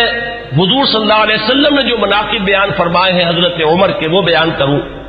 چند اقوال بعض صحابہ کے۔ اخرج ابن سعد عن ذکوان قال قلت لعائشہ من سمى عمر الفاروق قالت النبی صلی اللہ علیہ وسلم۔ یہ ابن سعد طبقات ابن سعد کی روایت ہے ذکوان سے، وہ کہتے ہیں کہ میں نے حضرت عائشہ ام المومنین عائشہ صدیقہ رضی اللہ تعالیٰ عنہ سے سوال کیا، یہ لفظ فاروق حضرت عمر کے نام کا جز کیسے بن گیا؟ کس نے نام رکھا فاروق حضرت عمر کا؟ حضرت عائشہ نے فرمایا خود حضور نے صلی اللہ علیہ وسلم۔ اس کی وجہ کیا ہے اگلے اقوال میں وہ آ جائے گی کہ جب حضرت عمر ایمان لائے تو پہلا شخص جس نے اپنے ایمان کا برملا اعلان کیا ہے اور جا کے نماز پڑھی ہے خانہ کعبہ میں کھلم کھلا، وہ حضرت عمر ہے۔ گویا کہ انہوں نے حق و باطل کے مابین ایک حد فصل قائم کر دی، یا یوں کہیے کہ دو ادوار ہیں مکی دور میں، ان دو ادوار میں حد فاصل ہے، فرق کر دینے والے حضرت عمر ہے۔ باقی بات صحابہ کے اقوال میں آپ کو اور سنا رہا ہوں تاکہ ان کی بھی آپ کے سامنے جو کنٹینٹ ہے واضح ہو جائے۔ واخرج ابن ماجہ والحاکم عن ابن عباس رضی اللہ عنہما، امام ابن ماجہ یہ تو آپ کو معلوم ہے کہ صحاح ستہ میں شامل ہے، اور امام حاکم نے روایت کیا ہے حضرت عبداللہ ابن عباس رضی اللہ تعالی عنہما سے، قال وہ فرماتے ہیں لما اسلم عمر رضی اللہ عنہ نزل جبرائیل فقال یا محمد صلی اللہ علیہ وسلم لقد استبشر اہل السماء باسلام عمر۔ جب حضرت عمر ایمان لائے تو حضرت عبداللہ ابن عباس فرماتے ہیں کہ حضرت جبرائیل حاضر ہوئے حضور کی خدمت میں صلی اللہ علیہ وسلم علیہ الصلوۃ والسلام، اور انہوں نے یہ فرمایا کہ اے نبی صلی اللہ علیہ وسلم آسمان والے بھی خوشیاں منا رہے ہیں عمر کے اسلام لانے سے۔ واخرج البخاری عن ابن مسعود رضی اللہ عنہ قال ما زلنا عزة منذ اسلم عمر رضی اللہ عنہ۔ حضرت ابن مسعود رضی اللہ تعالی عنہ سے روایت ہے، امام بخاری کی روایت ہے، یہ صحیح بخاری کی روایت، وہ فرماتے ہیں کہ جب ایمان لے آئے حضرت عمر تو پھر ہم پر کمزوری نہیں رہی، پھر ہم قوت والے ہو گئے، عزت والے ہو گئے۔ اب وہ بات نہیں رہی کہ ہم دبے دبے تھے، بلکہ ہماری بھی اب جو ہے ہمتیں بڑھ گئی۔ ابن سعد کی روایت ہے طبرانی اور ابن سعد کی ابن مسعود سے رضی اللہ تعالی عنہ، یہ ان کا قول ہے، کان اسلام عمر فتحا وکانت ہجرتہ نصرا وکانت امامتہ رحمتا وَلَقَدْ رَأَيْتُنَا وَمَا نَسْتَطِيعُ أَن نُّصَلِّيَ إِلَى الْبَيْتِ حَتَّى أَسْلَمَ عُمَرُ فَلَمَّا أَسْلَمَ عُمَرُ قَاتَلَهُمْ حَتَّى تَرَكُونَا فَصَلَّيْنَا۔ حضرت عبداللہ ابن مسعود جو ہے یہ مناقب میں بیان فرما رہے ہیں، حضرت عمر کا اسلام لانا گویا کہ اسلام کی فتح تھی، ان کی ہجرت اسلام کی نصرت تھی، ان کی امامت اسلام کے حق میں رحمت تھی، اور ہم اپنے آپ کو دیکھتے تھے، یعنی ایمان لا چکے تھے لیکن ہم بیت اللہ میں نماز نہیں پڑھ سکتے تھے جب تک کہ عمر اسلام نہیں لے آئے۔ جب عمر اسلام لے آئے تو پھر انہوں نے مقابلہ کیا کفار کا، تو انہوں نے پھر ہم سے تعارض کرنا چھوڑ دیا، اب ہم نے بیت اللہ میں نمازیں پڑھنی شروع کر دی۔ یہی وہ لفظ ہے جس کی وجہ سے کہ حضرت عمر فاروق قرار پا رہے ہیں۔ واخرج ابن سعد والحاکم عن حذیفہ رضی اللہ عنہ لما اسلم عمر كان الاسلام كالرجل المقبل لا يزداد الا قربا فلما قتل عمر كان الاسلام كالرجل المدبر لا يزداد الا بعدا۔ یہ بہت ہی حکیمانہ قول ہے حضرت حذیفہ کا رضی اللہ تعالی عنہ،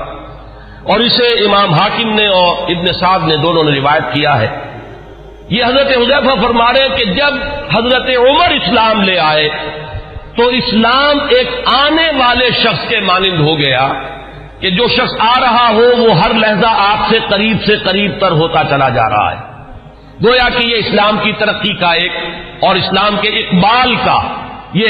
ایک کی علامت بنا ہے حضرت عمر کا اسلام لانا۔ ولما قتل عمر، اور جب عمر شہید کر دیے گئے رضی اللہ تعالی عنہ، کان الاسلام کالرجل المدبر، تو اب اسلام ایک جانے والے شخص کے مانند ہو گیا، لا یزداد الا بعدا، کہ جو جانے والا ہے وہ ہر قدم جو اٹھاتا ہے وہ ہم سے اور دور ہوتا چلا جاتا ہے۔ گویا کہ اسلام کی عزت کا جو نقطہ عروج ہے، کلائمیکس ہے، وہ حضرت عمر کی ذات ہے کہ در حقیقت ان کے ساتھ ہی اسلام کا دور اقتدار شروع ہوا، غلبہ دور۔ وہ حدیث جو ہے بہت اہم ہے جو امام مسلم لائے ہیں حضرت ابو ہریرہ رضی اللہ تعالی عنہ سے، کہ حضور نے فرمایا بدا الاسلام غریبا وسیعود کما بدا فطوبى للغرباء۔ اسلام کا جب آغاز ہوا ہے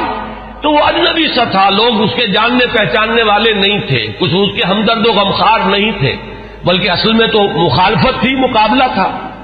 حضور نے فرمایا کہ اب اگرچہ دور آ گیا ہے کہ اسلام کو غلبہ حاصل ہو گیا، لیکن عنقریب اسلام پھر اسی حالت کو لوٹ جائے گا۔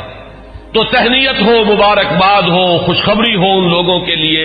جو جب اسلام حالت غربت کو پہنچ جائے تو وہ بھی اسلام کے دامن سے وابستہ رہے، چاہے وہ خود بھی لوگوں کے اندر جو ہے ان کو پہچانا نہ جائے، اجنبی ہو کر رہ جائیں، انہیں دقیانوسی کہا جائے، لیکن وہ اسلام کے دامن سے وابستہ رہے، ان کے لیے تہنیت اور مبارکباد ہے۔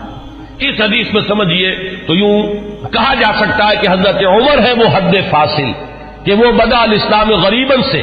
اسلام کا جو دور اقتدار شروع ہو رہا ہے، غلبے کا دور، قوت اور عزت کا دور، وہ حضرت عمر کی ذات سے ہے، اور پھر جو ڈھلوان شروع ہو گئی ہے وہ بھی حضرت عمر رضی اللہ تعالیٰ عنہ کی شہادت سے۔ واخرج الطبرانی عن ابن عباس رضی اللہ عنہما قال اول من جہر بالاسلام عمر بن الخطاب، سب سے پہلے جس شخص نے اسلام کا اعلان کیا علی الاعلان وہ حضرت عمر ہے۔ یہ حضرت عبداللہ ابن عباس رضی اللہ تعالیٰ عنہما کا قول ہے۔ ہجرت کے ضمن میں بھی ایک روایت ہے، میں چاہتا ہوں کہ اگرچہ اس کا ذکر پہلے بھی آیا ہے لیکن آج لفظاً میں سنا دینا چاہتا ہوں۔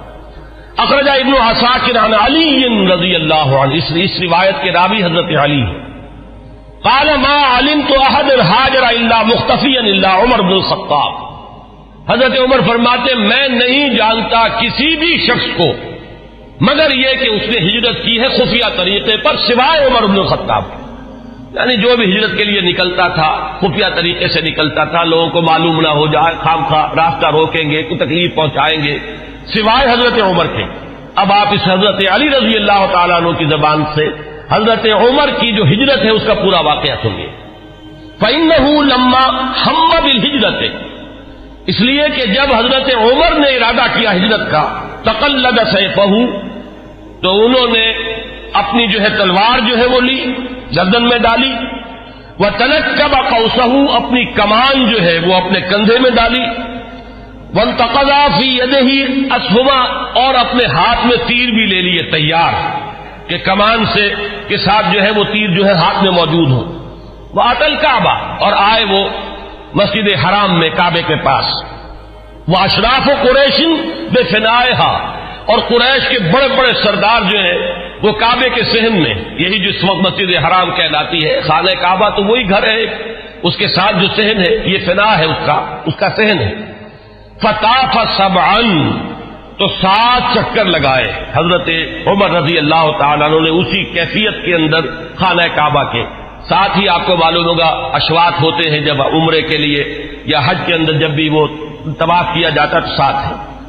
ثم صلی رکعتین عند المقام، پھر مقام ابراہیم کے پاس آ کر پورے سکون سے 2 رکعتیں پڑھی۔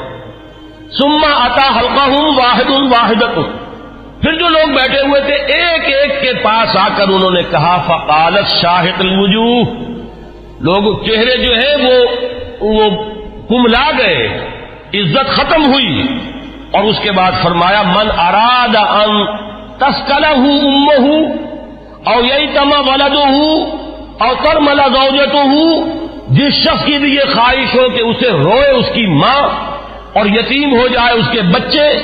اور بیوہ ہو جائے اس کی بیوی، فلیلقنی وراء ھذا الوادی، تو وہ آئے اور اس وادی کے پیچھے ذرا مجھ سے مقابلہ کر لے۔ یہ اعلان کر کے ذرا الفاظ غور کیجئے، جس کا بھی ارادہ ہو، جو چاہتا ہو کہ اسے اس کی ماں روئے اور اس کے بچے یتیم ہو جائے اور اس کی بیویاں یا بیوی جو ہے وہ بیوہ ہو جائے، تو ذرا آ جائے میرا مقابلہ کر لے۔ فرمایا حضرت علی فرماتے فما تبعہ منہم احد، ان میں سے کسی کو یہ جرأت نہیں ہوئی کہ وہ حضرت عمر کا پیچھا کرتا۔ اس کے بعد اب چند احادیث میں آپ کو سنا رہا ہوں جو حضرت عمر کی شان میں، اگرچہ امام سیوطی نے تو یہ بہت سے اس میں نقل کیے ہیں، لیکن میں یہ چاہتا ہوں کہ صرف صحاح کی جو روایات ہیں وہ آپ کو سناؤں۔ باقی یہ کہ ابن عساکر اور حاکم مختلف اور طبرانی یہ جو کتابیں حدیث کی ہیں جن کا درجہ بہرحال وہ نہیں ہے، وہ آپ میں سے جس کو بھی شوق ہوگا وہ اس کو اپنے طور پر مطالعہ کر لے گا، لیکن یہ روایات جو ہیں یہ تو متفق علیہ۔ اخرج الشیخان عن ابی ہریرہ رضی اللہ عنہ، اب یہ حضرت امام بخاری اور امام مسلم دونوں کی کا اتفاق ہے اس روایت پر۔ قال، حضرت ابو ہریرہ فرماتے قال النبی علیہ الصلوۃ والسلام، حضور صلی اللہ علیہ وسلم نے فرمایا بین انا نائم، کہ اسی اثناء میں کہ میں سویا ہوا تھا، رأیتنی فی الجنہ، میں نے اپنے آپ کو جنت میں پایا، یہ خواب کا ذکر فرما رہے حضور۔ فإذا امرأة تتوضأ إلى جانب قصر، تو میں نے دیکھا کہ ایک عورت، ایک خاتون ہے، ایک بہت بڑا قصر ہے، محل ہے، اس کے ساتھ کوئی لان ہوگا، پائن باغ ہوگا، اس میں وہ وضو کر رہی ہیں۔ قلت لمن هذا القصر، میں نے پوچھا، فرشتوں سے پوچھا ہوگا آپ نے، کس کا ہے یہ محل؟ قالوا لعمر، تو مجھے بتایا گیا کہ یہ عمر کا محل ہے۔ فذکرت غیرتک، اب یہ بات بھی حضور فرما رہے حضرت عمر سے کہ عمر اس وقت مجھے تمہاری غیرت کا احساس ہوا، کہ گویا کہ وہ تمہاری زوجہ ہیں جنت میں جن کو میں نے دیکھا، تو مجھے اندازہ ہوا تمہاری تو بڑی غیرت ہے تمہاری طبیعت میں کہ میں نے تمہاری بیوی کو دیکھا اس وقت، تو حضرت فوليت مدبرا، تو میں تمہاری غیرت کا خیال کر کے فوراً وہاں سے ہٹ گیا۔ فبکا عمر، حضرت عمر اس پر رو پڑے، وقال علیک غار یا رسول اللہ، تو انہوں نے فرمایا کہ حضور کیا میں آپ سے غیرت کروں گا؟ کیا اس کا کوئی امکان ہے کہ میری غیرت جو ہے وہ آپ کے معاملے کے اندر اس طریقے سے جاگے؟ بہرحال اس حدیث نے حضرت عمر کا جو مقام ہے اس کو واضح کیا۔ پھر سنیے، اخرج الشیخان عن ابن عمر ان رسول اللہ صلی اللہ علیہ وسلم قال، یہ بھی متفق علیہ روایت ہے، حضور نے فرمایا بین انا نائم شربت،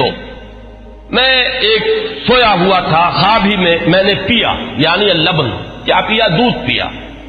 حتی انظر الری یجری من اصفاری، اتنا پیا کہ وہ جو اس کے تر و تازگی اس سے پیدا ہوئی، میں نے محسوس کیا کہ اس کا اثر میرے ناخونوں تک پہنچ گیا، وہ تازگی جو ہے یا وہ قوت جو حاصل ہوئی اس سے وہ میرے ناخونوں سے ٹپک رہی ہے، بہہ رہی ہے۔ ثم ناولتہ عمر، پھر میں نے وہ پیالہ جو ہے وہ عمر کو دے دیا۔ قالوا فما اولتہ یا رسول اللہ، صحابہ نے پوچھا حضور آپ نے اس خواب کی کیا تعبیر کی؟ قال العلم، حضور نے فرمایا وہ پیالہ وہ علم کا پیالہ ہے جس سے میں نے سیر ہو کر پیا، اور پھر میں نے وہ پیالہ عمر کے حوالے کر دیا اور اس نے اس سے پیا۔ پھر سنیے تیسری حدیث، اخرجہ الشیخان، پھر اس حدیث کے راوی بھی دونوں ہیں امام بخاری امام مسلم، عن ابی سعید الخدری رضی اللہ عنہ، حضرت ابو سعید خدری فرماتے ہیں قال سمعت النبی صلی اللہ علیہ وسلم، حضور صلی اللہ علیہ وسلم سے میں نے خود سنا یقول، یہ فرماتے ہوئے بین انا نائم رأیت الناس عرضوا علی وعلیہم قمص، میں سویا ہوا تھا، میں نے دیکھا بہت سے لوگ میرے سامنے پیش کیے گئے، انہوں نے قمیصیں پہنی ہوئی ہیں لیکن ان قمیصوں کا سائز جو ہے بڑا مختلف ہے، فمنها ما يبلغ الصدى،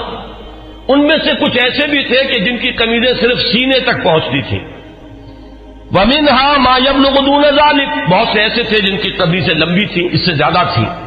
وعرض علی عمر، اور اب میرے سامنے عمر کو پیش کیا گیا، وعلیہ قمیص یجرہ، ان پر اتنی لمبی قمیص تھی، اتنی لمبی قمیص پہنی ہوئی تھی، زیب تن کیے ہوئے تھے کہ وہ اسے گھسیٹ رہے تھے، یعنی وہ پیچھے پیچھے جو ہے، جیسے کہ پچھلے زمانے کے اندر بادشاہوں کا رواج ہوتا تھا ان کے، اور یہ ہمارے ہاں بھی جو جانگلیوں میں آپ نے دیکھا ہوگا تہمت جو ہے وہ زمین میں گھسٹتا ہوا چلے اپنے فخر اور غرور کے اظہار کے لیے، وہ نقشہ جو ہے کہ وہ اپنے اس قمیص کو گھسیٹ رہے ہیں۔ قالا، تو لوگوں نے پوچھا قالو فما اولتہ یا رسول اللہ، حضور آپ نے اس کی کیا تعویل فرمائی؟ قالا دین، حضور نے فرمایا دین ہے، یہ لوگوں کے حصے میں دین کے مختلف حصے آئے ہیں، کسی کے پاس بہت ہے، کسی کے پاس کم ہے، کسی کے پاس زیادہ ہے۔ حضرت عمر رضی اللہ تعالی عنہ کو اللہ تعالی نے دین کی دولت سے جس درجے سرفراز فرمایا وہ اس حدیث میں اس تمثیل سے واضح ہوئی۔ پھر سنیے، یہ بھی پھر متفق علیہ روایت ہے، یہ میں چاہتا ہوں کہ آپ حضرات کے سامنے یہ چیزیں آئیں تو اس پوری سند کے ساتھ آئیں، کس درجے کی یہ روایات ہے، یہ کہانیاں نہیں ہے، یہ صرف زور خطابت نہیں ہے کہ جو لوگ اپنے انداز کے اندر آپ حضرات کے سامنے بیان کرتے ہو، بلکہ یہ کہ یہ حقائق ہیں وہ کہ جو ہمارے ہاں مستند ترین، اب ظاہر بات ہے کہ قرآن کے بعد مستند ترین ہمارے ہاں تو یہی دو کتابیں ہیں، صحیحین، صحیح بخاری اور صحیح مسلم، اس میں کسی کو بھی اہل سنت میں کسی شک و شبے کی گنجائش نہیں، اور ان کی یہ متفق علیہ روایات ہے۔ اس کے راوی حضرت سعد بن ابی وقاص رضی اللہ تعالی عنہ قال قال النبی علیہ الصلوۃ والسلام یا ابن الخطاب، حضرت سعد بن ابی وقاص فرماتے ہیں کہ حضور صلی اللہ علیہ وسلم نے فرمایا، اے خطاب کے بیٹے رضی اللہ عنہ، والذی نفسی بیدہ ما لقیک الشیطان سالکا فجا قط الا سلک فجا غیر فجک، اے خطاب کے بیٹے میں یہ دیکھتا ہوں کہ جس راستے سے تو چل رہا ہوتا ہے شیطان جو ہے اس راستے سے کنی کترا کر کسی اور گھاٹی میں سے نکل جاتا ہے،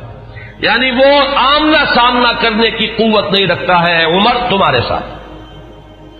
اب روایت جو ہے یہ صرف بخاری کی ہے، متفق علیہ نہیں، لیکن اصح الکتب بعد کتاب اللہ تو یہ صحیح بخاری ہے۔ عن ابی ہریرہ قال النبی علیہ الصلوۃ والسلام لقد كان فيما قبلكم من الامم ناس محدثون فإن يكن في امتي احد فإنه عمر، حضرت حضور صلی اللہ علیہ وسلم کا فرمان کیا ہے؟ حضرت ابو ہریرہ راوی ہے کہ حضور نے فرمایا کہ تم سے پہلی جتنی امتیں گزری ہیں، جتنے رسولوں کو اللہ تعالیٰ نے امتیں عطا فرمائی، ان میں محدث ہوتے تھے۔ محدث وہ ہے، اس کو میں نے پہلے بھی کبھی عرض کیا تھا کہ یہ لفظ جو ہے زبر اور زیر کے فرق سے بہت اس کے اندر معنی کا جو ہے فرق واقع ہو جاتا ہے۔ محدث یہ تو ہمارے ہاں محدثین کرام، امام بخاری، حدیث نبوی کے ماہرین عالمین وہ ہے محدثین، اور محدث وہ شخص ہوتا ہے جس سے اللہ کلام کرے، جسے اللہ کی طرف سے الہام ہوتا ہو، وہ محدث ہے۔ حضور نے فرمایا کہ تم سے پہلے جتنی امتیں بھی گزری ہیں ان میں محدث ہوتے تھے، میری امت میں اگر کوئی محدث ہے تو وہ عمر ہے رضی اللہ تعالی عنہ۔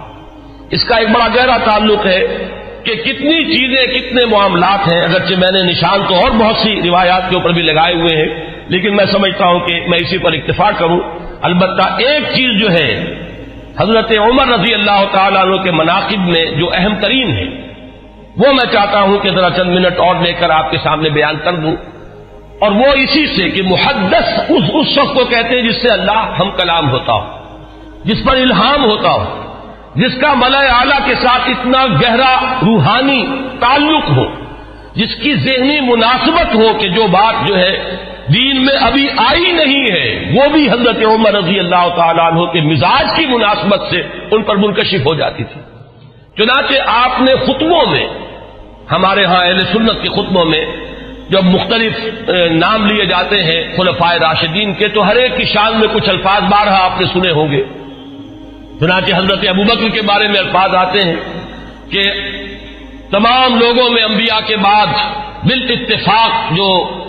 افضل ترین انسان ہے وہ حضرت ابوبکر ہیں. حضرت عمر کے بارے میں الفاظ آتے ہیں الذی کان رأیہ موافقا بالوحی والکتاب عمر بن الخطاب رضی اللہ عنہ. اس میں چونکہ کچھ قافیہ بھی ملانے کی جن حضرات نے بھی یہ خطبہ مرتب کیا ہے تو عربی زبان میں چونکہ اس کی بھی ایک اہمیت ہے، صوتی آہنگ ہوتا ہے، تو کچھ قافیے بھی ملائے گئے ہیں. جامع آیات القرآن عثمان ابن عفان رضی اللہ تعالی عنہ. اس طریقے سے تو حضرت عمر کے بارے میں یہ الفاظ آپ نے بہت سنے ہوں گے کہ الذی کان رأیہ موافقا بالوحی والکتاب، وہ شخص کے جس کی رائے وحی اور کتاب کے موافق تھی. میں نے ایک مرتبہ یہ عرض کیا تھا اور آج پھر جسارت کر رہا ہوں کہ غیر شعوری طور پر ان الفاظ نے حضرت عمر کا درجہ گھٹا دیا ہے، اس لیے کہ یہ شان تو ہر صحابی کی ہے. ہو ہی نہیں سکتا کہ وحی اور کتاب کے موافق ان کی رائے نہ ہو. جب وحی اور کتاب آ گئی تو اب کسی صحابی کی یہ شان ہے ہی نہیں. جیسے کہ قرآن مجید میں فرمایا گیا کہ ما کان لمؤمن ولا مؤمنۃ اذا قضى الله امرا ان يكون له الخيرة في امره. جب اللہ اور اس کے رسول کی طرف سے کوئی فیصلہ صادر کر دیا جائے پھر کسی مومن اور مومنہ کے لیے یہ ممکن ہی نہیں ہے کہ اس کے بعد بھی وہ کوئی اپنا اختیار سمجھے اور اپنی کوئی رائے علیحدہ رکھے. تو اس حد تک تو حضرت عمر کی بات بھی اگر ہے تو وہ تو تمام صحابہ کے ساتھ ہے. اصل شان تو یہ ہے کہ الذی کان الوحی والکتاب موافقا برأیہ. حضرت عمر کی شان یہ ہے کہ وحی اور کتاب نازل ہوئی ہے ان کی رائے کی موافقت میں. ایک رائے ان کی طرف سے پہلے آئی ہے اور کلام اللہ میں وہ حکم اس کے مطابق نازل ہو گیا ہے. ظاہر بات ہے کہ اس کا سبب نزول یہ نہیں ہے کہ حضرت عمر نے یہ فرمایا معاذ اللہ، لیکن یہ کہ وہ موافقت نزول سے قبل کی مناسبت، وہ ذہنی اور باطنی اور روحانی اور قلبی جو مناسبت حضرت عمر کو حاصل تھی اس حقیقت کے ساتھ، اس کی وجہ سے جو بات آپ کے ذہن میں آتی تھی اسی کے مطابق قرآن مجید میں پھر حکم نازل ہو جاتا تھا. امام عبداللہ شیبانی نے 21 اس کی مثالیں دی ہیں جس کو کہ یہاں اس وقت جو ہے میں ظاہر بات ہے کہ نقل نہیں کر سکتا. ان میں سے 5-6 جو بہت اہم ہے وہ میں گنوا رہا ہوں. سب سے پہلی بات یہ کہ حضرت عمر نے یہ فرمایا تھا، عرض کیا تھا حضور صلی اللہ علیہ وسلم سے لَاتَّخَذْنَا مِن مقام ابراہیم مصلی. حضور کیا ہی اچھا ہو اگر ہم مقام ابراہیم کو اپنی جائے نماز بنائیں، ہم یہاں پر نماز ادا کیا کریں. فنزلت، اور اس کے بعد یہ آیت نازل ہو گئی وَاتَّخِذُوا مِن مقام ابراہیم مصلی. یہ الفاظ جو ہے تقریباً بالکل وہی ہے کہ جو الفاظ حضرت عمر نے اپنے قول میں استعمال کیے تھے بالکل اسی کے مطابق یہ وہی نازل ہوئی. اسی طرح دوسری بات حضرت عمر ہیں جنہوں نے حضور صلی اللہ علیہ وسلم سے فرمایا، عرض کیا تھا یا رسول اللہ يدخل على نسائك البر والفاجر فلو امرتهن ان يحتجبن، کہ حضور آپ کے گھروں میں مومن بھی آتے ہیں، منافق بھی آ جاتے ہیں، نیک بھی آتے ہیں اور فاجر قسم فاسق قسم کے لوگ بھی آ جاتے ہیں، تو کیا ہی اچھا ہو اگر آپ اپنی ازواج کو پردے کا حکم دیں. فنزلت آیت الحجاب، اس کے بعد جو ہے وہ حجاب والی آیت نازل ہو گئی. نمبر 3 وَاجْتَمَعَ نِسَاءُ النَّبِيِّ علیہ الصلوۃ والسلام فی الغیرہ. قلت، حضرت عمر یہ فرماتے ہیں کہ جب حضور صلی اللہ علیہ وسلم کی ازواج مطہرات نے وہ ایک ایکا کر لیا تھا، یہ واقعہ ہے جو آتا ہے سیرت میں، حضور صلی اللہ علیہ وسلم سے نان نفقے کے مطالبے کے لیے کہ کچھ ہمارا بھی جو ہے روزینہ بڑھا دیا جائے، کچھ ہمارے لیے بھی وسعت ہو جانی چاہیے. جیسے حضرت فاطمہ حاضر ہوئی تھی حضور کی خدمت میں کہ اب تو عام لوگوں کے گھروں کے اندر جو ہے بڑی خوشحالی ہے تو مجھے بھی کوئی کنیز یا غلام عنایت ہو جائے. اسی طرح ازواج مطہرات کا معاملہ ہے، انہوں نے بھی اسی دلیل سے کہ اب تو عام لوگوں کے گھروں کے اندر بڑی خوشحالی ہو گئی ہے تو کچھ نہ کچھ ہمیں بھی وسعت اور کشادگی کا انتظام کر دیا جائے. تو جب یہ معاملہ ہوا تو حضرت عمر نے یہ کہا تھا، جو الفاظ فرمائے تھے اس کے مطابق وہ آیت نازل ہوئی عسى ربه ان طلقكن ان يبدله ازواجا خيرا منكن. یہ تیسری مثال ہے. چوتھی مثال، بدر کے اسیروں کے ضمن میں جب مشورہ ہوا حضرت عمر کی رائے یہ تھی کہ ان سب کو قتل کیا جائے. نہ صرف یہ کہ قتل کیا جائے بلکہ جو بھی رشتہ دار ہو کسی اسیر کا مسلمانوں میں سے قریب ترین رشتہ دار وہ اپنے ہاتھ سے اسے قتل کرے. اگرچہ حضور صلی اللہ علیہ وسلم پر تو آپ کو معلوم ہے کہ غلبہ تھا، رافت، رحمت، شفقت، نرمی، اسی لیے قرآن مجید میں 2 جگہ وہ آیت نازل ہوئی ہے کہ حضور سے فرمایا اللہ نے کہ نبی آپ کی نرمی کے یہ لوگ حقدار نہیں ہیں، یہ کفار اور منافقین، آپ کی نرمی اہل ایمان کے حق میں ہو تو کیا کہنے ہیں، مطلوب ہے، لیکن یہ آپ کی نرمی سے جو بیجا فائدہ اٹھا جاتے ہیں کفار و منافقین، تو ذرا آپ اپنی طبیعت میں ان کے لیے سختی پیدا کیجیے۔ یا ایھا النبی جاہد الکفار والمنافقین واغلظ علیہم، 2 جگہ پر یہ آیت آئی ہے، سورہ تحریم میں بھی ہے، سورہ توبہ میں بھی ہے۔ تو وہی بات جو ہے یہاں پر ہوئی تھی کہ حضور کی طبیعت میں بھی غلبہ تھا، اور حضرت ابوبکر انتہائی رقیق القلب، حضور صلی اللہ علیہ وسلم کی سیرت کے اس اعتبار سے عکس کامل، وہی شفقت اور رحمت، ارحم امتی بے امتی ابوبکر واشدہم فی امر اللہ عمر، وہی معاملہ یہاں تھا۔ تو بہرحال جب یہ فیصلہ ہو گیا کہ انہیں فدیہ لے کر چھوڑ دیا جائے، تو پھر قرآن مجید میں جو آیت نازل ہوئی سورہ انفال میں ہے، وہ آپ کے علم میں ہوگا کہ اس میں توثیق ہوئی حضرت عمر کی رائے کی۔ اسی طریقے سے شراب کی حرمت کے ضمن میں حضرت عمر رضی اللہ تعالیٰ عنہ نے پہلے سے کہنا شروع کر دیا تھا، اور بار بار وہ دعا کرتے تھے اللہ اس شراب کے ضمن میں تو آخری اور حتمی اور جو فیصلہ کن حکم ہے وہ نازل فرما دے۔ تو اس کے بعد اللہ تعالیٰ نے اس کی آخری حرمت کا جو ہے وہ فیصلہ فرمایا، اس کی جو آیت جو ہے وہ نازل ہوئی۔ ایک اور اہم مقام ہے، یہ ابن ابی حاتم لائے اپنی تفسیر میں حضرت انس سے، قال عمر، اور حضرت عمر رضی اللہ تعالیٰ عنہ خود اس کے راوی ہیں، وافقت ربی فی 40، یہاں حضرت عمر فرما رہے ہیں 4 چیزوں میں میرے رب کے ساتھ میری کامل موافقت ہو گئی کہ جو بات میرے ذہن میں آئی، بلکہ یہاں تو میں جو مثال دے رہا ہوں جو زبان پر آ گئی حضرت عمر کے، بالکل وہی جو ہے وحی کے اندر الفاظ نازل ہو گئے۔ تو وہ فرماتے ہیں کہ نزلت هذه الآیہ، جب یہ آیت نازل ہوئی ہے سورہ مومنون میں ہے، وَلَقَدْ خَلَقْنَا الْإِنسَانَ مِنْ سُلَالَةٍ مِنْ طِينٍ ثُمَّ جَعَلْنَاهُ نُطْفَةً فِي قَرَارٍ مَكِينٍ ثم خلقنا النطفة علقة فخلقنا العلقة مضغة فخلقنا المضغة عظاما فكسونا العظام لحما ثم انشأناه خلقا آخر۔ جب یہ آیات نازل ہوئیں تو میری زبان پر فوراً الفاظ جاری ہو گئے فتبارک اللہ احسن الخالقین، اور بین ہی یہی الفاظ بعد میں قرآن مجید میں بھی وحی کے ذریعے سے نازل ہو گئے۔ یہ میں نے صرف آپ کو 6 مثالیں سنائی ہیں، 21 مثالیں ہیں اس طرح کی کہ جو عبداللہ شیبانی رحمہ اللہ نے اپنی کتاب میں جو ہے اس کو درج کیا ہے کہ بالکل ذہن یوں سمجھیے کہ ایک ذہن ہے، ایک مزاج ہے، ہم آہنگی ہے، حقیقت تک اتنی رسائی ہو چکی ہے، اتنا قرب ہو چکا ہے کہ بالکل سوچ وہی ہے، بلکہ یہ کہ نزول کے بعد تو ظاہر بات ہے کہ ہر صحابی کی وہی سوچ ہوتی تھی، لیکن یہ ہے کہ پہلے سے ذہن کا اس درجے ہم آہنگی اختیار کر لینا، یہ حضرت عمر رضی اللہ تعالیٰ عنہ کے مناقب میں سے یہ بھی ایک بہت اہم پہلو ہے۔ آج اسی پر اتفاق کر رہا ہوں۔ آئندہ کے بارے میں میرا ایک خیال ہے، جمعے کی ان تقاریر کے ضمن میں ایک رہتا ہے مسئلہ کہ اب کس موضوع کو اختیار کیا جائے۔ میرا ارادہ یہ ہے کہ آئندہ سے جو سب سے اہم اور بنیادی موضوع ہے ہمارے دین کا، ایمان اور اس کی حقیقت اور اس کے لوازم اور اس کے تقاضے، اور اس میں بڑی اہم بحثیں ہیں کہ ایمان کا عمل سے کوئی تعلق ہے یا نہیں، اور ہے تو کیا ہے، ایمان کا لازمی نتیجہ جہاد ہے یا نہیں، وہ اس کے لیے کیا دلیل ہے، ایمان کا مادہ کیا ہے، اس کے لفظی معنی کیا ہے۔ میں انشاءاللہ تعالیٰ ایک سلسلہ تقاریر اس موضوع پر شروع کروں گا تاکہ جو بنیادی ہمارے دینی تصورات ہیں ان میں اگر کہیں کوئی کمی ہے تو وہ اللہ تعالیٰ اس کے ذریعے سے پوری کر دے، اور پھر ہمارے اندر وہ جذبہ ابھرے کہ جو ایمان کے اصل تقاضے ہیں ان کو ہم ادا کرنے کے یہ کمر بستہ ہو جائیں۔ اقول قولی ھذا واستغفر اللہ لی ولکم ولسائر المسلمین والمسلمات۔